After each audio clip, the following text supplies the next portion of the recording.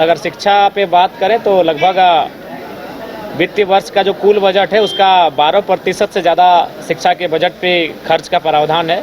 लगभग 15,000 करोड़ और 2,000 करोड़ यानी 17,000 करोड़ का प्रावधान है। तो मैंने पहला सवाल यही किया कि बजट 17,000 करोड़ में आए या 17 लाख करोड़ में आए, क्या हमारे माननीय इतने सामर्थ्य रखते हैं कि अपने बच्चों को उन सरकारी विद्यालय भेज सके? अगर माननीय अपने बच्चों को सरकारी विद्यालय नहीं भेज पाते हैं तो बजट 7,000 करोड़ का रहे चाहे 7 लाख करोड़ का रहे, उस बजट का कोई मूल्य नहीं है। दूसरा बात, मैंने कई तर्कों से बताया कि किस प्रकार से शिक्षा के क्षेत्र में बंदरबाट है, किस प्रकार से जो राशि है जो एक आम छात्र तक खर्च हो सकती है उस राशि में बंदरबाट हो रहा है। मैंने आरटी जो राइट टू एजुकेशन 2009 का कानून है, जिस कानून के तहत तमाम जो प्राइवेट कॉलेज है, चाहे वह माफ़ कीजिएगा स्कूल जो बड़े बड़े हैं, डीपीएस की बात करें, डिनोबली की बात करें, वहाँ भी 25% जो ऐसे छात्र जो सामाजिक स्तर से आर्थिक रूप से पिछड़े हैं उनको एडमिशन लेने का प्रावधान है, लेकिन वह कानून का भी अनुपालन नहीं किया जा रहा है। तो कुल मिलाकर शिक्षा का अगर बजट अगर आंकड़ों के दृष्टिकोण से देखा जाए तो निस्संदेह बहुत बड़ा बजट है, एक अच्छा बजट है।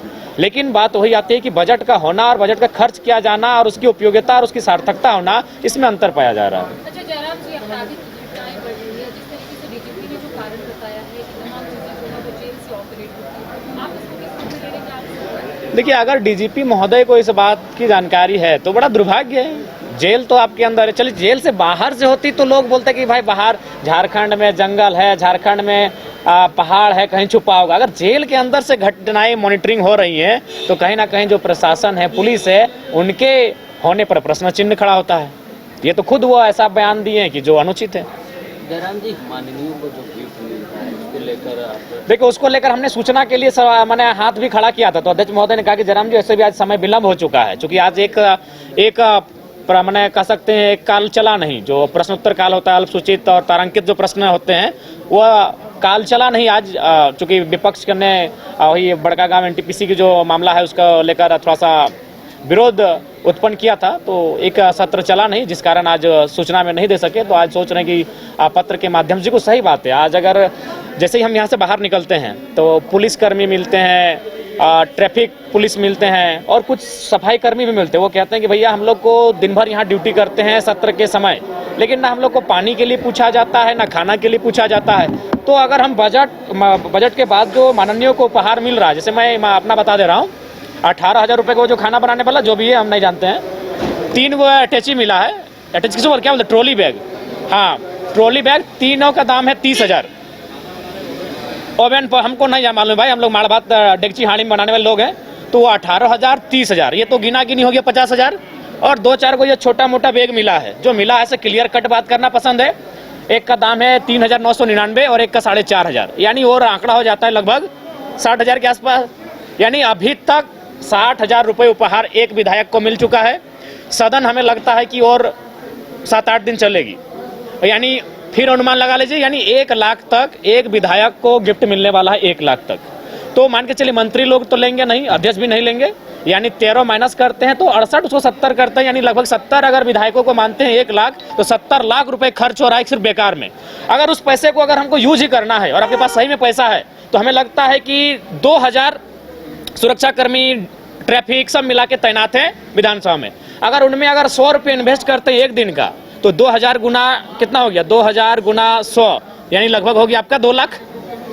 तो हमें लगता है कि बहुत कम राशि में, बहुत ही कम राशि में जो जिस पैसे से माननीय गिफ्ट लेके जा रहे हैं उससे थोड़ा कम राशि में ही जो यहाँ पर सिपाही दिन भर खड़े खड़े ड्यूटी कर रहे हैं सत्र के दौरान, उनके लिए भोजन और पानी की व्यवस्था बहुत कम राशि में हो सकती है। तो हमें लगता है कि एक आदर्श राजनीति का उदाहरण प्रस्तुत करना चाहिए इस बार की सष्टम विधानसभा को। जयराम जी, छात्रों के हित की बात करते हैं, जेपीएससी के अभ्यर्थी आंदोलन कर रहे हैं और अल्टीमेटम देने का रिजल्ट जो है वो प्रकाशित नहीं हो रहा है। उनका कहना है एक बार फिर से उग्र आंदोलन जो है वो राज्य में देखने को मिलेगा। साथ ही उसी में एक और सवाल रहेगा कि जेपीएससी के जो चेयरमैन है वो 15 दिन की छुट्टी पे जा रहे हैं, उसका भी कोई आंदोलन करते हैं। देखिए, हमें लगता है कि जिस समय जेपीएससी का मामला गर्म है, काफ़ी गंभीर है, और ऐसी परिस्थिति में 15 दिन की छुट्टी का औचित्य नहीं बनता है।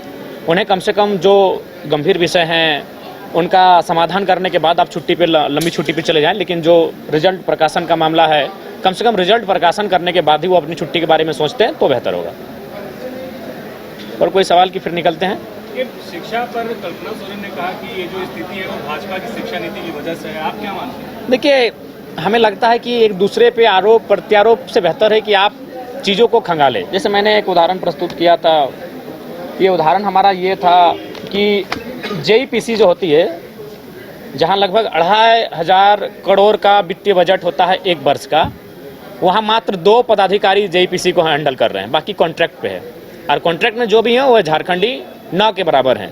वहीं और 2 इकाई उनके समकक्ष अगर बात करें तो प्राथमिक और माध्यमिक निदेशालय, जिसमें लगभग 25 अफसर हैं, यानी 50 अफसर मिलकर काम कर रहे हैं 2 विभाग में, और जेईपीसी में मात्र 2 अफसर हैं, जबकि इसको 2500 का बजट मिल रहा है और इन 2 विभागों मिला के लगभग 100 करोड़ का मात्र बजट मिल रहा है। यानी जहां पैसा है वहां कॉन्ट्रैक्ट में जा चुका है, यानी निजी क्षेत्र में आप उसको तब्दील कर चुके हैं, इसलिए कि उन पैसों का बंदर बांट हो सके। ये बहुत ही बड़ा मतलब गंभीर विषय इस राज्य का, लेकिन चूंकि राज्य के लोग उतनी दूर तक सोचते नहीं है, उतने दूर तक देखते नहीं है, इसलिए हर किसी छुपा है कि जेईपीसी में जहां 2500 करोड़ का बजट वित्तीय बजट होता है, वहां 2 अधिकारी जेईपीसी को संभाल रहे हैं, बाकी उनके नीचे जितने भी पद हैं, कार्य करने वाले हैं, सब कॉन्ट्रैक्ट पे आधारित है और एक झारखंडी नहीं के बराबर है।